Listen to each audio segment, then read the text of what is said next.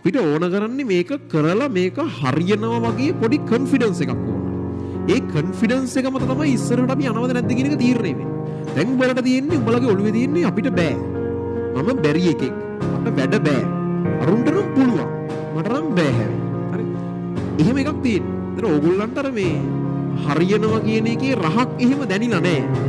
එහෙම ඒක දන්නවනම් මේ වැඩේ වැඩ කරනවා ඒකේ ප්‍රතිඵලයක් එනවා කියලා තේරෙනවා තව තව කරලා ඒක හදා ගන්නවා කියලා කියෝතින් ඒක මහා පිස්සුවක් ඈ. ඒක මාර විදිහට කාගෙන කරන්න පුළුවන් එතකොට.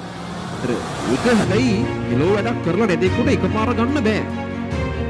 කිසිම වැඩක් කරලා නැති මට්ටමේකෙකුට එකපාර මේක හදා ගන්න අමාරුයි. ඒක උට මාසයක් දෙකක් ප්‍රතිඵල නැතුව වැඩ කරන්න වෙනවා.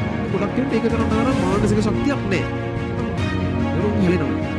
ආට ඕනනම් මේක ට්‍රැක් එකට වැටෙන්න මාස දෙකක් ප්‍රතිඵල නැතුව අර ඔහේ වැඩ කරනවා. ආය කාගෙන වැඩේ කරනවා.